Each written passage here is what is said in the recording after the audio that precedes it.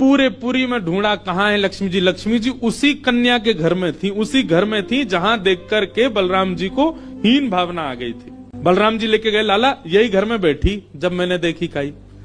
वहां जाकर के देखा तो महाराज उस घर में बिल्कुल जैसे मंदिर की रौनक होती है, ऐसी रौनक उस घर की हो रही थी। फर्श लगे हुए हैं, बढ़िया सोने चांदी के बर्तन रखे हैं, एक जगमगा रहा है मणियों से पूरा घर भवन।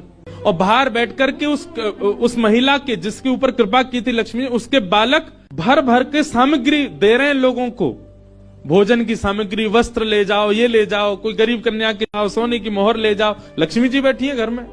ठाकुर जी बोले, अब लक्ष्मी जी तो नाराज हैं, भैया एक काम करें, हम भी लाइन में लग जाएं, कछु मांग लें, लेके चल दें। जैसे ही ठाकुर जी और बलराम जी लगे कतार में, भीतर से लक्ष्मी जी को देख के दया आ गई। मेरे प्राणनाथ, ये चाहे तो सर्वसमर्थ हैं, परंतु बलराम जी को बताने के लिए पूरी लीला कर रहे हैं। लक्ष्मी जी तुरंत बाहर आई और दोनों को इशारा किया, आप लोग इधर आओ। बलराम जी बोले, देख बहू तू नाराज मत हो, हम ते गलती है गई, और वैसे गलती तेरी भी कम नहीं, तो को नहीं जानो चाहिए ऐसी जगह।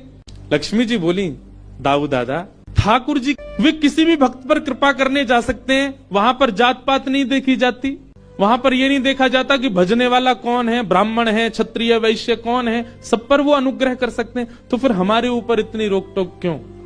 और किसी के जन्मगत व्यवहार से उसका पूरा जीवन नहीं आंकना चाहिए, उसके स्वभाव व्यवहार से देखना चाहिए कि वो है कैसा। कहाँ आप कहते हैं कि ब्राह्मण सर्वश्रेष्ठ, वो देर देर तक सो के उठ रहे हैं, उनके यहाँ शुद्धि नहीं, आप कह रहे हैं कि वो श्रेष्ठ, और ये लोग जो इतनी पवित्रता का ध्यान रखते हैं, इन पर कृपा ना हो।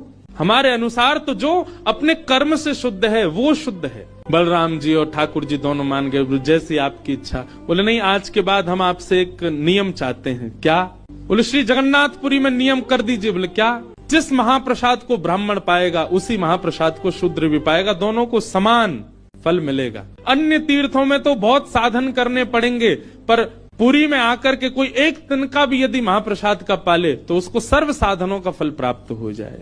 और किसी भी प्रकार से ये ना देखा जाए कि कौन किस वर्ण का है, वो स्वभाव से शुद्ध होना चाहिए। हम सबको हृदय लगावें। अगर ये सब आपको मंजूर हो तो मैं राजी हूँ। राजी हुए, और तब से श्री जगन्नाथपुरी में ये सब नियम नष्ट कर दिए गए। महाप्रभु जी सबके लिए सुलभ हो।